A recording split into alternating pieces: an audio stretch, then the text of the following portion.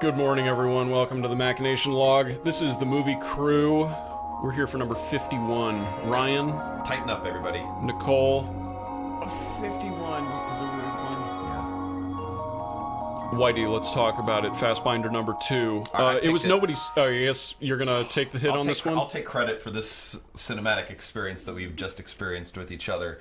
So this is... we asked for roundabout tables for the next RWF, Rainier Werner Fassbinder film that we were going to watch. It's bad initialism. All right. And he is... he made this film back in the early 70s. 71. 71. Or 70-ish. And Did we say its name, Whity? Whity. The film Whity. It doesn't matter, dear listener and viewer, because you've never heard of it, nor will you likely ever see it.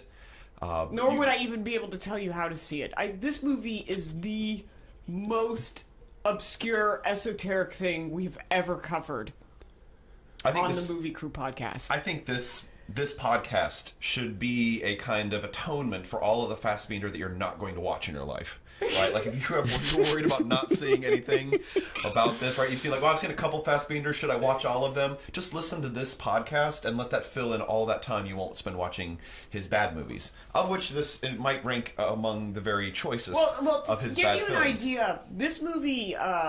it showed for its premiere in 1971. It was never picked up or shown to anyone ever again until someone released it on a DVD in the 90s, I believe. So nobody wanted to watch this movie at the time it was made. And specifically one DVD, from all we can tell, that was ripped and put somewhere in a database, and that's the only way you can find it. So if you don't know Jeff, you will never find a copy of this thing. Yeah, and I don't know if his spool is still up on the BitTorrent site, so you may... it may be impossible to even watch this film. Yeah. Unless you contact us personally and watch it with us. But you're not going to want to after you hear us talk about it. No doubt. And this is weird to say that this is actually a rare film. Yes. Because that's not a thing anymore in the age of the internet. This is what I used to live for, was rare films. Right. Like, when I got into film, like, that drove me, rare films, because there was a time when shit was hard to find. Yeah. And this is one of the few gems that, even with the internet, it's not that easy to find. Like, it is legitly rare. Yeah. No, the values of movies is not on a supply-demand curve. No. I can tell you that. So it's clearly, I would not surprise me if the actual film of this fell into a literal crack somewhere, right? It, fell through a crack and just, gestated and lived somewhere apart from all of us, and then was somehow rediscovered and brought back to life. But then realizing why it had slipped in the crack to begin with, but by that time it was the internet, and it got loosed on the world again, and it loosed itself all over us. And this film, I have to say, is an experience. Okay, Ryan, you had seen this film before we did the viewing, and you went as far as to suggest it. So what is going on here? So this movie is a American Gothic tale made about slavery / Western, possibly, about a black servant in an aristocratic Southern family whose members conspire through the entire film to murder, scheme, or otherwise harm each other, of which Whity... or sleep with each other. Yeah, of which Whity then finally, let's just say, frees himself from this in a manner of speaking. Listeners, and that's the end of it. You've all seen Django Unchained. Yes. Okay, imagine if an LGBTQ German language director made Django Unchained in 1970, but the Samuel L. Jackson character was the hero in the end. That's what this movie is. That's the only way I could explain it so that somebody who has not seen this would understand what we are talking about. All right, I'll buy about 80% of that, but let's keep going. Let's keep moving along. All right, so Ryan, that was an extremely conceptually objective heavy way to describe this film. What happens in this movie? So well, okay. No, let's back up here. All right. I think there is value in seeing bad movies, like this movie in particular, which I would argue is a good idea poorly executed. All right, and this is I do think there is hope. This is a ballsy fucking idea, poorly executed. Okay, thank you.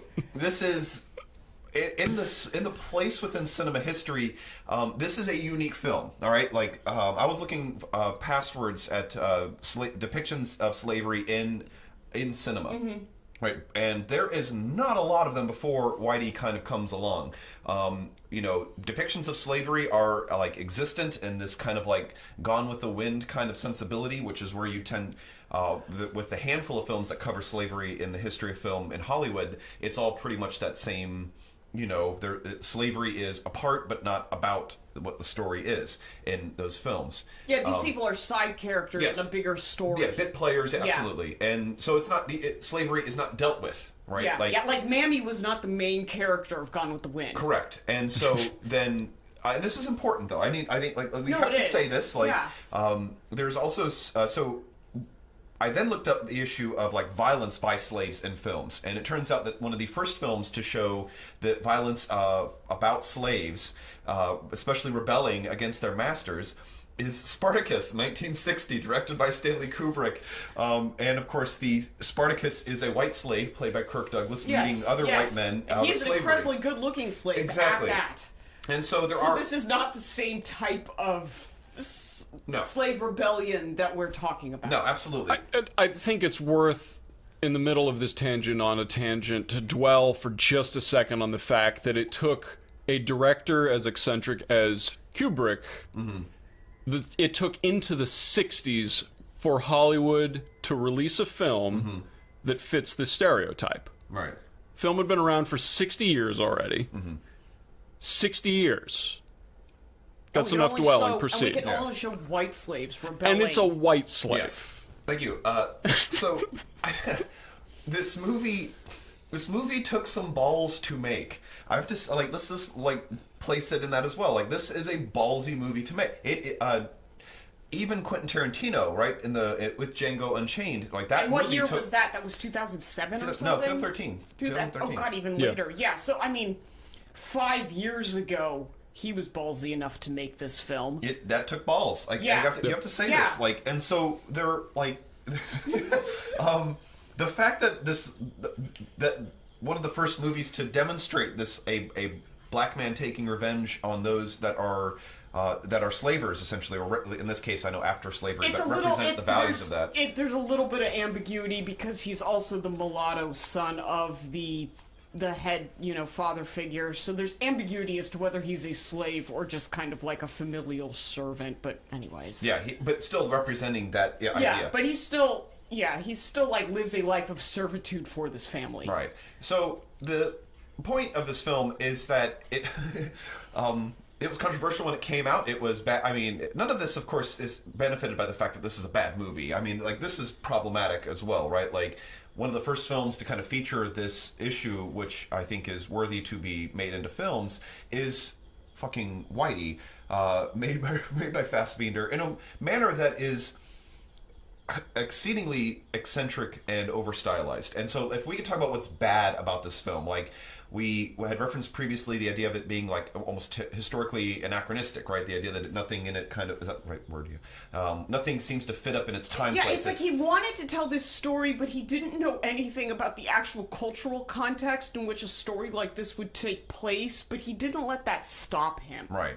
Okay, we need to stop for a second and actually describe the story. Okay, because we're talking about nothing right now. Right. We need the plot. Okay, so what's the plot?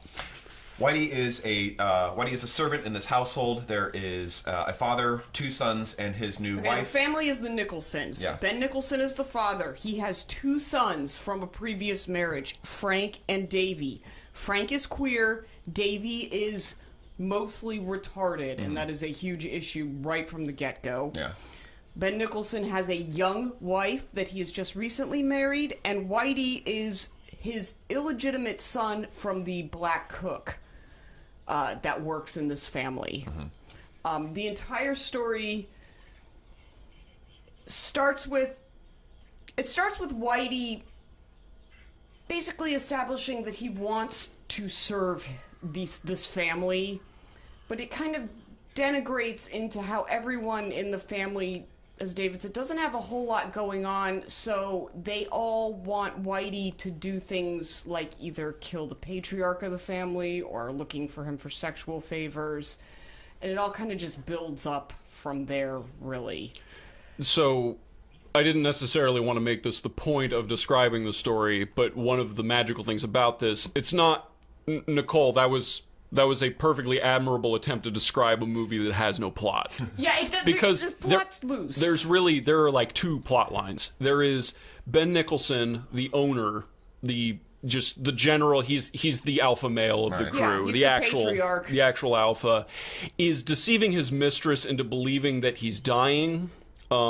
Not even for material gain, but just because he doesn't really like her very much. And then Hannah is a prostitute who wants to leave and live in the East. That's it. Those are the two storylines in this film. There's no plot. Everything else is just episodes of people doing weird stuff because they have nothing better to do. Yeah, it's just Whitey getting manipulated by all these different household members, basically, until it kind of builds up in the end. He gets manipulated. We're about to watch the only scene of, like, weirdness, frankly, in the whole thing, where Ben Nicholson shoots the guy that he hired to fool the wife into thinking he was sick. Yes. Which is just as dumb as it sounds. Yeah. Yeah, and then he shoots him behind the post office, which is currently, like, occupied. There are two people in the post office when he does this. I mean, you're going to shoot somebody, David. Like, do it behind a government building. Yeah, like, make it a federal thing. And it's weird, because the plot in this way, I feel fits into the motif, which is the only thing I actually admire about this movie, is the motif of meaninglessness in this movie, I think, is actually quite poignant. Because it's something Fassbinder would be capable of understanding, not literally because he lives in the 70s, but because the idea of, well, my life has meaning for this reason, even if this is a really bad and stupid reason. Mm-hmm. That's a human universal. That's one that can be applied to any generation. All right, so you agree with him in spirit, just not in execution. Yeah, I think his execution is just dog shit from end to end. All right, this is like the execution is peculiar, but it's I don't know. It's so hard. There's so many weird directions with this movie because there's so little to actually talk about, but so much to just question. And oh god. Well, and I think that's an important context with which to talk about how brave it is. Yeah. Because Ryan, you talked about, this is a movie that Fassbinder wanted out of him. Yeah. It's a passion project. Yeah, he wrote this movie. This was an emotional, personal project. All right. Well, then, dear fellow casters, how do you understand the relationship to this film and the themes and ideas in Chinese Roulette? Like, how would someone understand this film in comparison to Chinese Roulette? I would like to take some observations from the floor. And then I will discuss a concerted opinion that I have about that specific viewpoint.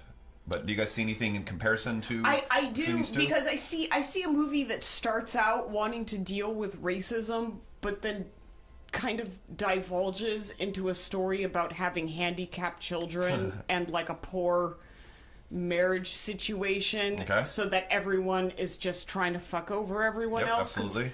I feel like that's where this story degrades, because that's by proxy, I guess, where Fassbinder's stories just degrade to when there's not enough actually going on, and there's not much going on. No, here. but it's the central driver of the modest amount of dramatic tension in the story. Is all right. So good. Because by the end of this, by the end of this, Whitey's problems aren't even a race issue; they're a family problem. Absolutely. Okay, I agree. So let's keep rocking and rolling. What else we got, David? Nazism. I don't know. This one actually doesn't have Nazism too much. It has a couple of in the running Nazi-ish people. Yeah. Well, so once again, right in the realm of Chinese Roulette, there is a despotic and despicable moral control happening in this film as well, that people have not and are and try to come to terms with that in this film, right? So this has some corollary to that as well. I mean, anything else? Oh, I mean, if we want to just... I can harp on the Nazi angle a little bit longer. It almost feels weird. Like, Nazism is actually referenced by Fassbinder, so it's not quite that much of a stereotypical jab to just because he's a German director talk about the way in which it relates to Nazism. Okay. But also given the fact that we use 9/11 basically the same way and did all of our television and movies and media were all oriented toward hating on the Muslims of the Middle East for, 10, 15 years afterwards. So it seems fair. To 24. Yeah. I'm not just referring to 24. But it's funny because I guess in Chinese roulette, the Nazism angle was entirely how someone like falls into being that way that you just that following orders. Yeah, doing that there's the kind it's that kind of grind. compliance, and that sort of compliance is happening here. But it's happening for the character who is not really a Nazi. Like, if you had to point to the first 4 Nazis you see in this film, it's all the Nicholsons. Like, Ben is clear, and what I think it speaks to, again, to pull it back into the meaningless thing, the meaninglessness, because I think that really is like the trope of the film. That's what I want to talk about in this film. Okay. If there's anything worth talking about, is the degree to which it addresses meaning. The campaign of Nazism, the blood and soil of Nazism, is this like superiority that the Nazis need to rule over the world, otherwise the inferior races will take over. The consequence of succeeding in that goal is that the Nazis get to gloat and go, "Yeah, we did it." And nothing else. Like, there's just silence after that. And basically, Ben Nicholson already owns, I keep wanting to say Ben Nicholson alpha male, like that's his title or something. Because he is, like, the only competent white person in the Ben entire Nicholson film. Patriarchy. Yeah, patriarchy. He already has the palace. Like, he lives in this palatial estate. And No, I mean, he likes whipping people in his free time because it's fun. And he doesn't do that just to the black characters. He whips his white sons, too. Yeah. Even his retarded ones. yeah, like it doesn't make any difference to him what's going on. Like, he already did all the things he needed to do. And is there any indication where he made his money in this film? Well, I mean, this is the point. In some of the synopsises, there was, like, the indication of some sort of, like, rancher, farmer. It's just established that he is the wealthiest guy in town, not necessarily how that wealth was established. And what does it say that it doesn't matter? That's it, he's the rich guy. That's all. It doesn't He's matter literally- who Yeah. He's just a rich person. Yeah. He has no hobbies. He has no interests. He That's why whips he just people. fucks with his mistress in his free time. He doesn't even fuck his mistress. He No, just he fucks with Yeah. his mistress. All right, so I think what you're saying is that he does have hobbies, right? He does have interests. Like, these are He likes whipping These are people and degenerative fucking with hobbies. people. These are not aspirational hobbies. So I agree, and this is kind of maybe I think the larger point that's kind of getting across here, right? Like because the film is so over stylized, right? Like characters are painted almost like caricatures, right? Like Oh, yeah. the children are even infantilized, like Angus Young from AC/DC or something. The one son is homosexual, but like the way they show it, I mean, he literally goes around dressed like Frankenfurter from Rocky Horror Picture Show. Like, it's really over the top. In whiteface. Yeah. Oh yeah, and then like the white characters can continually get whiter throughout the movie, which I read was an interpretation as because they're emotional vampires. Yeah. I don't think they're emotional enough to suck the life out. I mean, and even if they were sucking the life out of Whity, I mean, he was kind of complicit to a certain extent. Yeah, I don't know. I don't know that I buy that metaphor. I read that as an interpretation, Yeah. though. All right. Look. All right. Before we finish harping on the family, I'd like to repeat. Oh, I wasn't done harping on the family. Good, okay, good. Family dynamic is like most of this film. So, but Whity, I contested earlier, right, is a good person, right? I think that Whity is, at least in the context of this film, might be the best person in the film, right? Well, I like what David Right, so, said. like- Whitey has the most going on, which oddly enough, for someone who in servitude, it's odd that he would have the most going on out of any of these people in this town or in this family. He's got a job. He's the only person who has to work for a living except the prostitute, Hannah, why they get who is his along. girlfriend. Yes. Yeah. So saying that And out he loud. also, like, actually cares about his work. Like, the movie starts out with him, it starts out with him, The beans were not to their satisfaction. yeah, he's telling his mom, who's the family cook, that the biscuits weren't to their satisfaction. Like, he actually takes pride. Not only does he have a job, he takes pride in that. Like, he wants everything to be up to, his employer's / family's satisfaction. Yeah. Like, he takes pride in his work. So, right, but the consequence then is that what if he doesn't, right? Like, what if Whitey is abusive or neglectful or, and well, we know what will happen to him is that he gets fucking beaten, right? Yeah. Like, I mean, like, Whitey's seeming enthusiastic supplication to this family is, like, not like he recognized the situation, bought in, and chose to do it, right? Whitey, this is a fucking social system in which if you rebel, they'll fuck you up. Like one of the first things that happens to Whitey is he gets spit on by his own mother, which you said, right? Yes. And then the second thing that happens to him is that he kisses his prostitute girlfriend in the bar and then gets beaten and thrown out of the bar. Like, these are the first two things that happens to Whitey in this film. But this is what I mean. Hannah, the prostitute, isn't completely free of charge here. She instigated that a little bit because she knows the type of people at that bar.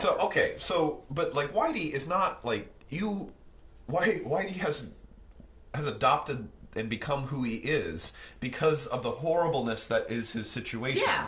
And he responds to it in a way that he, rather childlike, right, if you will, just wants to be good, right? Mainly because he also knows there is punishment for being bad.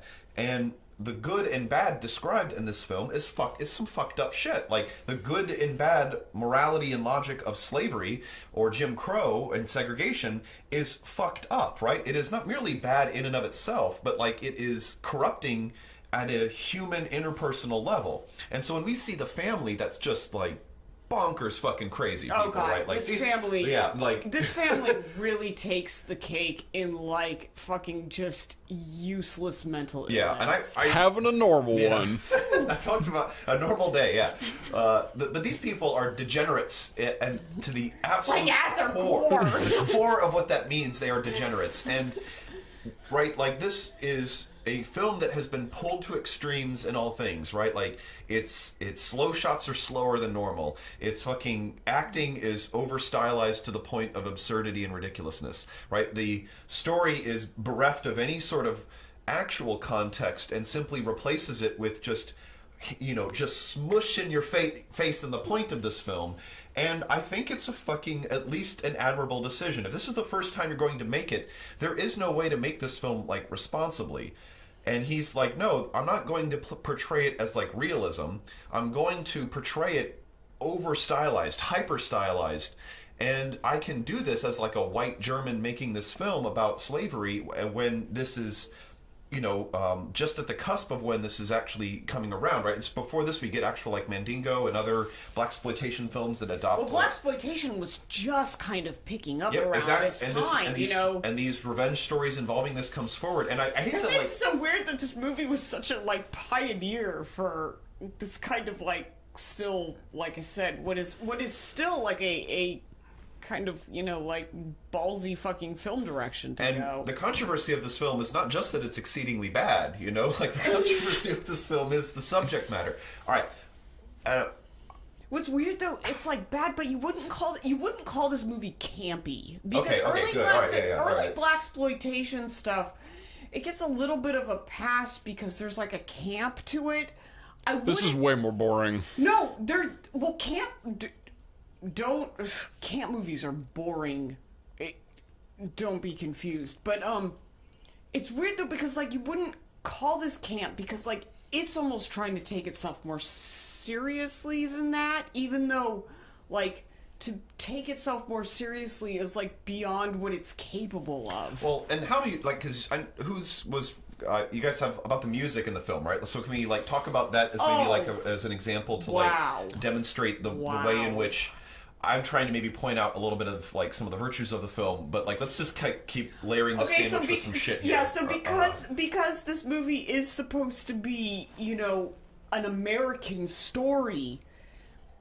They do this interesting thing where the music, where, like, there's these songs that are sort of translated into English, so they're with English words, but they're completely nonsensical. They're not actually real English songs, and this is persistent throughout the whole film. Like, the music is so bad. He came to me and said, yes, it is time for the bang, for the crime, yesterday night. What a fight, what a fight. It's uncomfortable. It's remarkable. The most egregious example of this, I mean, there are some songs that are literally just word salad. But Yeah, one of them, the very first one you hear is Solomon. It is the only thing happening in the frame. It is the cook singing Battle Hymn of the Republic with the wrong words. Yeah. And that's just like a staggering degree of confusion, because it would have been, it almost seems like it would have been harder to do it the way that it was done in Well, some that's what way. I mean. I was like, how did they make up like all these English words to comprise a song? Couldn't they have just translated a real song? No. Did they not know about the public domain, David? See, that part I understand, because the song that Hannah sings a particular number that is something else. Is that where she just lists animals? She's talking about a great night that she had, I believe, and she's on a stage and nothing else is happening. It provides no context in the film, but the words. She does about 4 to 5 of these little cabaret English numbers ditties. too. But in the other instances, she's walking around the bar and establishing herself as a person. Mm-hmm. In this one, she is literally standing on a box with a piano next to her. I don't think this is the scene where they have a recorder subbing for what is obviously a clarinet in the song. But this movie's so bad. But she's singing in a way that makes it sound like you pulled up Google Translate or whatever the previous iteration on the Web Babelfish? 2.0 version of, and just typed in the words of a German song Okay. and put them into, because That sounds it about almost right. makes sense, but it just doesn't. Like, you listen to the words and it's just, no one would have put this in a song. So I guess if this was marketed for a German audience, they'd just be like, oh, American song, and it wouldn't make a huge difference. I guess that's the idea. Because he did not have an international audience at this time. No, well, he didn't even have a German audience for this film. For this movie, so, he didn't have any audience, but... You had one audience. Yeah. One. I mean, Ryan, did you here want comes to the get into Frankfurter scene. Did you want to rail on something here? No, so Because I actually had a point of contention with the way that you read Whity, which I'm scared about because I don't want to talk about this movie too seriously. oh, well, maybe we could just try and see how it goes. Do we want to do that now or later? I didn't have a major point about the music, so we could just move it along. Well, you and, were talking about shit sandwiches. We were just trying to compact how the music does not help. Well, I guess And neither does the dress or anything else. Oh yeah, the costuming is all over the place. With the exception of one quilt suit, which I want one. Yeah, all right. So got one thing right. I did. I have that. That's on my Well, check boxes. We'll Patriarch, get that Ben going. Nicholson does dress rather He's got it. dapper. He's got it. Well, aristocratic is the right way to think about him, right? Like, these Yeah. are like, but, clearly the European idea of an actual aristocrat. Yeah, exactly. Like, comes along with this. Yeah, it's, like I said, it's... So, all right. Let's get in. So you had a problem with my general interpretation of this film, right? Like, this idea... if I could just summarize maybe my position and then pick apart... Sure. Okay. I think the best read of this film is that it is about corrupted people in a corrupt system that is entirely corrupting. And Whitey has a fundamental dilemma, which is, can you serve in that corruption nobly, right? Can you be a good person and serve in that corruption? And several of the allegorical instances in this film, such as him taking the beating punishment for the idiot son, yeah.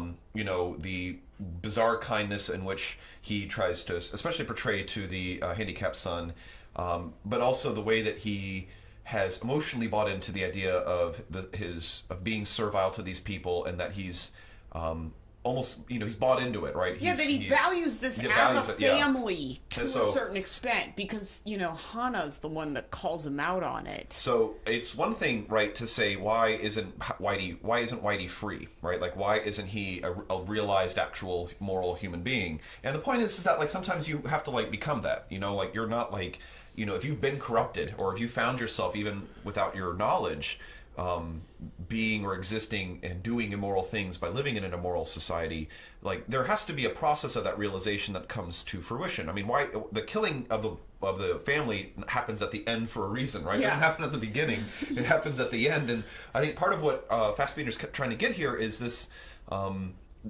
lot of the dynamics we've looked at with the family, with he and love, and all of that, bizarre corruption that we saw in Chinese roulette, right? The lying, the deceit of familial life is a part of Whity, but it also becomes basically the society in which it's commenting on, right? Like, there is, like, small instances outside of the family, but the family is this, like, wider allegorical metaphor for, slave society and its corrupting values, that it's fucking rotten to the core, right? Yeah. And, here's the point, really, we could try to make. If we imagine everyone in this film doing their actions outside of slavery of black people, like, these people are still not good people. Right? These people are horrible regardless. Yeah, and this is, like, Fassbinder's point is that, like, for, like, Nazism or for slavery in America, like, the corruption of that allowed and perpetrated that means that people, to a certain extent, were rotten to their goddamn cores, and they weren't these good people. They weren't good people just doing one bad thing. Yeah, no, these people deserve to be euthanized regardless. Yeah, and so Whitey's extrication of this is, I think, part of the wider indictment that Fassbinder's making here. I think that is the broad point of this film. And I'm not saying it's a good movie because of that. I'm just saying that is the most charitable read I can give this thing, and why I like this movie. I do. I fucking like this movie because of it.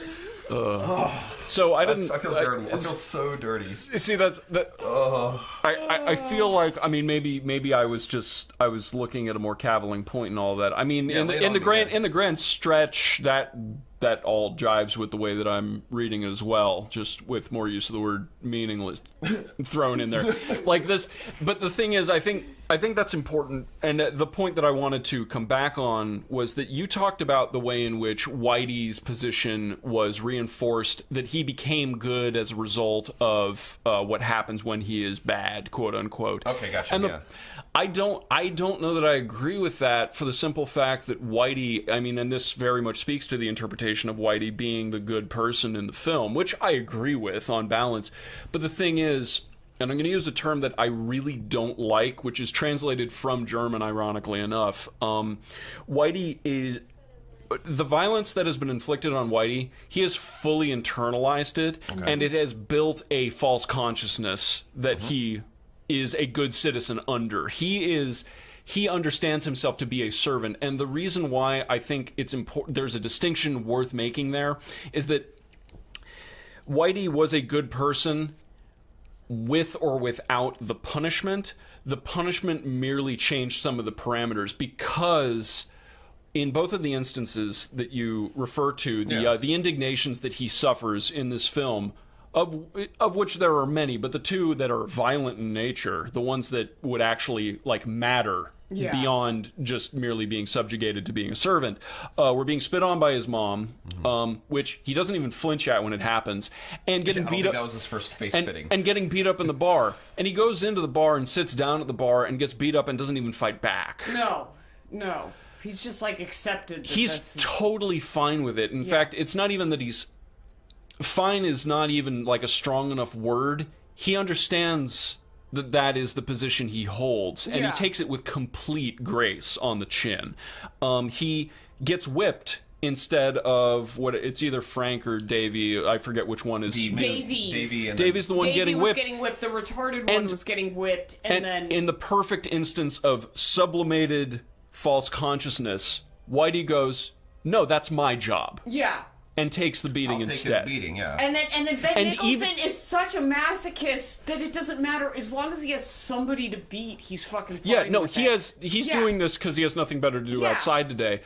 And And Frank is up on the balcony, and this scene seemed incredibly stupid the first time I saw it, but it actually sort of explains part of this, is that Whitey is actually the only person who is really under this spell of false consciousness, this idea of the servant and master, because Frank bothers to comment on the fact that Whitey is taking the beating for Davy, and saying that out loud seemed dumb at the time. But if you take it through the lens that Frank doesn't actually believe in this dynamic either, that he hasn't actually bought into this rubric because he doesn't have to. Well, also because Frank is an outsider too that can't express himself either. So, but that's the. But he's also has the benefit of being white and in a rich family. Yeah. So there's that No, he going doesn't. on. He doesn't have to. Has power. Yeah, He has power, but again, has no purpose with which to wield it. No, like and like I said, he can't be free either within this. That's why he. What- That's no, why no. half the movie he's trying to sleep with Whitey. That's no. He's completely free, and that has unmoored him from purpose. These people don't need anything. They have everything they want, except the respect of other human beings. Yeah, except the ability to have Which is any another kind great- of meaningful relationship with anything. Which is another great Nazi parallel. So No, I know this film is pretty ugly, and it's got some meat on those bones, and I wanted to talk part of the. So I will be frank with you. I did not remember it being this bad. I had a when you suggested it. yeah. I remembered a lot of the visual scenes in it and stuff like that. And I remember it being a much more pleasant experience when I saw it. It was probably because we were just joking our way through it mostly. But when I reflected back on it, when Django, because I saw this about a year before Django came out in the theaters, was when I saw this. I was like, oh right, I saw the comparison between the two, and I recognized that this has this developing, right? Like this has kind of come around after 40 years or so, where it was made, where Django Unchained was made, and it's, I think, important. I saw its context, and for some reason that really colored my appeal of it. And man, it is just hard to have a lot of redeeming qualities to this thing after seeing it like this, though. And part of how I remembered this and what it actually is, what got really lost with a positive experience associated with it. And so going back on it, though, it was tough. Seeing how painful this thing is at drawn out moments. I mean, do we have any reason why that this thing why someone would make it like this? I mean, do we have any we're kind of about as expert as you can get on Fassbinder. I mean, now you can bring this back, and there is essentially there sort of is a camp value for how racy it is, yet how bad it is. that is this might be the ultimate camp movie on that front, now looking back in retrospect. But to make this movie at this time, it's really it's really mind-boggling, because it's so ballsy, yet it's so uninformed. So, what was the drive there? I don't know. again, I can see the drive. I can see why Fassbinder would want to make a movie like this, because he, of course, wanted to bang the star, but he was also obsessed. Okay, yeah. Right. So, okay. Side note, and this is important. This is important. Fassbinder was obsessed with the Black Star in this film and had an on and off relationship with him frequently. Used him every time he needed a black director or needed a black actor in a film, and like I said, you basically wanted to sleep with this guy. There is a scene that we got done watching not terribly long ago where it's supposed to be a point of emotional tension, but that really ended after about 4 seconds, where Whitey offers to pay Hannah, his prostitute girlfriend, for her time. And to drill the gravity of the situation, the camera pans around the bed for a full 2 minutes. Mm-hmm. It is a slow 360. There is no reason for that. It's almost like, look what I can do as a cinematographer. Or look how hot my boyfriend is, which is the alternative read that I feel way more comfortable with, frankly, than believing probably more accurate that cinema castle owning cinematographer Michael Bauhaus would have tolerated wheeling a dolly around God at that damn it, speed. just give him a 360 and make it slow. Exactly. Yeah, no, that's the interpretation I'm buying of this. He wanted this to be a poignant film, almost the same way that, to make this overly political, that liberals want a war to prove that what they're doing is important. Which is why he picked the most hot button thing he could find this guy short of making a film about Hitler. Like, this is the film you make if you don't have the budget for a war, but you need to make it feel like it's important. But you still want to do that revisionist history. And you just, well, the thing, you want it to be poignant. You want it to matter while staring at your black boyfriend. I have a black man that I want to sleep with, and I want him to star in a film. Like, we need to figure out a way to do this. I want him acting all serious in a bed with close-up shots. In a white suit. For longer than this story can possibly tolerate. Probably, I mean, aside from the quilted thing, he is dressed very well. Oh, exceptionally this well. Entire movie.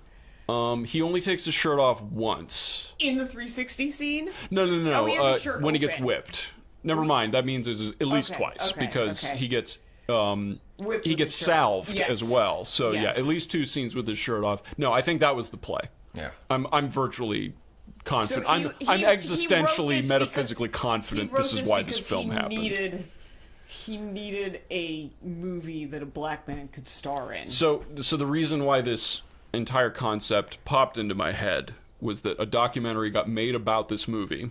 Oh, did it? I didn't find that. Oh, didn't you?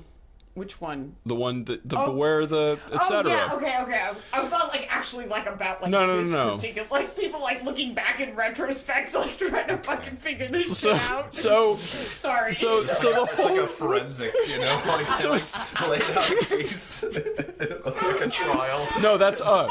Finally, some answers. That's us. Oh, Your Honor, I'd like to input scene 43B into evidence.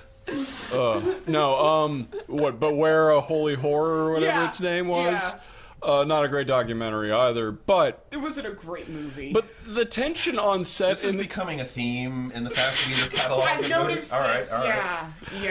Yeah, so Fassbinder made it's quantity, not quality. No, absolutely. He cultivated an atmosphere on his set that was so uncomfortable they could make a film about it. Yeah. Mm-hmm. That's not merely indie filming. That's someone with an ulterior agenda. Well, no, it's like you have, there's groups, you have groups of friends and people interdate, and there's these weird, so everybody hates but loves each other all at the same time. That seems like that's what it was like on a Fassbinder set. Everybody loved, hated, and slept with each other simultaneously, but we're all sucking at the teat of Fassbinder to hopefully get them paid with a project. And that is what you need because someone's got to pay for the house party.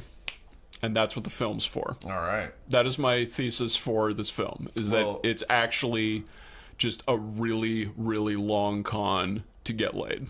I'm glad someone... I'll buy it. Yeah, I'm glad someone had fun in this But movie. what's amazing is that even though it was a long con to make, he made the first slave, revenge movie. An LBGT German language dude, comes up with the first, slave retaliation story as a long con because he wants to fucking sleep with a black dude. That's what the liberals wanting a war thing. It's overcompensating. It's like, what, you don't think I'm tough enough? You don't think I'm tough enough? Yeah. I can make a film about this. I can make a film about this. Film about black people. Let's invade Iran. Yeah, come on. It's the same mentality. It's like, what? You don't think I can do this? So I do think that a lot of what Fassbinder did might have been based on a dare, and so a lot of decisions that I maybe flipped a coin with. Well, and also they had to get made. After this got done, he realized that was not a sustainable way to continue to make films. Okay, all right. So based on all of this, have I convinced I need another you? drink. Yeah, Are we doing this much longer? I don't think so. I think right. we're closing this I think soon. we're closing it So up. I want to maybe let's look ahead and try to maybe extricate ourselves from this situation. All right, so I don't think I've convinced you this is a good movie, or that it's at least. You didn't convince yourself that Yeah, it's a it's good true. movie. So we've got some possibilities of how we could approach the next upcoming film, but I do want to maybe just end on the idea that like clearly. Like a lot of movies don't get made because there are people who like don't have the desire to make that movie, right? Like for some, it's The urge to flood black people is yeah, strong here. absolutely. But like in the realm of today, like making a film is on. You can do that. You can actually do that with your phone, right? Or Yeah. with with probably Yes. that camera. Like you could actually make a movie. So the willpower to make a film, even today, presents a lot of problems in whether or not people make movies. But this guy, it turns out that. You simply do not need only that to make a movie, right? Like to make a good movie, you just can't have the will to make it, right? There needs to be things that you can do to improve it. And I do think this is he even had like competent like people working on this film. And that's why this is a good warning, right? Like this is like like if you want to try something, or especially if you want to do something like new. Or you are making artistic, groundbreaking. yeah. If you're making artistic decisions that are not convention, like seeing these types of movies can be good because like this kind of lets you know that like you can like a misstep in one area that you build upon can like lead down to some pretty horrible shit as far as cinema goes, and that's where this film ends up eventually. And it's important to like recognize like that this was an attempt. That they made a movie. And it did not work out in the end. But I do think that it is not degenerate. I do not think that it is like bad because of what was. I don't find it motivating insulting or anything. Yeah, absolutely. Like at all. And that's the thing. Like there's some shit out there that isn't like. Like I said, insulting to it's a watch. valiant effort, but it's still a shit movie. Yeah. So where are we going from here, though? Right? Like, does anyone have any idea about what we should be watching next with this? Well, we Like- said we were going to go to late Fassbinder after this because So we had technically, midterm. Okay, so technically, this is the end of early period. All right. Chinese Roulette was the first movie in the late period. What we have not tackled is the melodrama period, which is okay. the center period. You telling me this isn't melodrama? Like this is not melodrama period? No. His melodrama picks up with the next movie after this, which is like The Merchant of Four Seasons, which is about a fruit vendor. And it was his first commercial success. Okay. Oh, Was Chinese Roulette a commercial success? It was his first international Defined commercial success. All right. So Chinese Roulette was the first movie in the late period. So all I've determined is that the I next think we should do a melodrama. the next though. Fassbinder we're going to see made money. It actually. Well, we're gonna say that it was a German success. success with the public broadly Yeah, speaking. with and there's a couple directions we can go because arguably his best, most adult movie is Ali Fear Eats Soul, which is part of the melodrama period. Okay. The movie he did right after this was considered to be very good and a commercial success. I have not seen it, but I've had Victor tell me it was a rather good movie.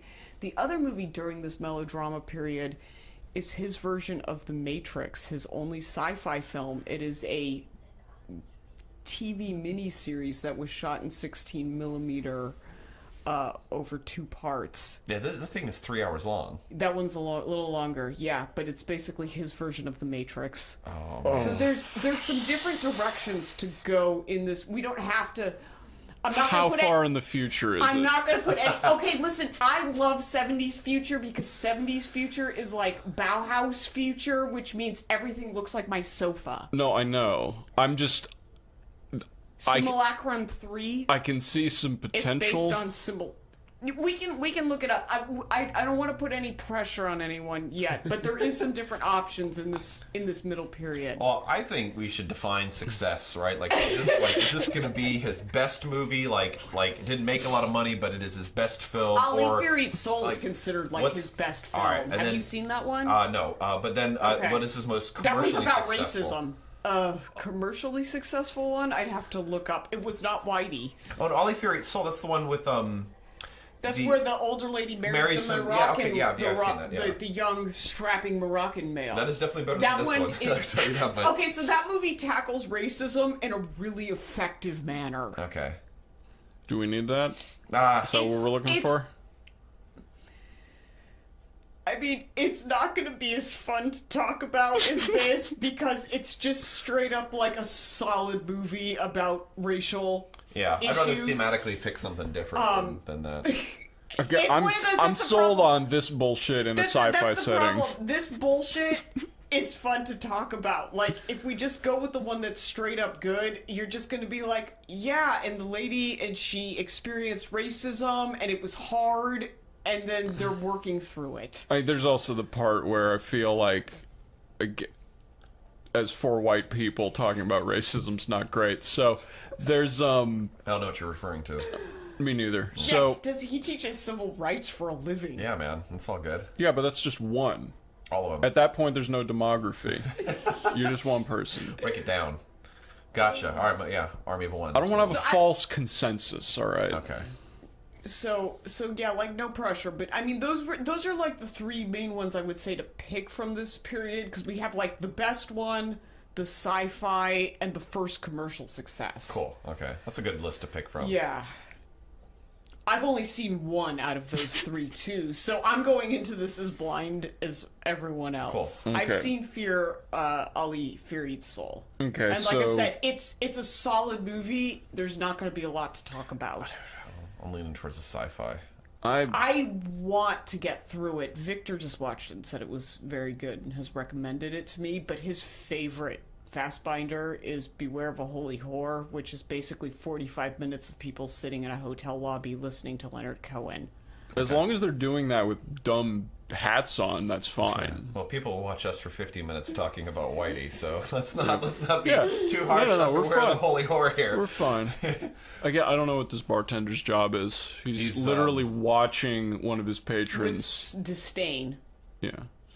Anyway, that was Whity. This movie sucks ass. But it's ballsy, and you have to respect the effort it's in a cinematic way, I guess.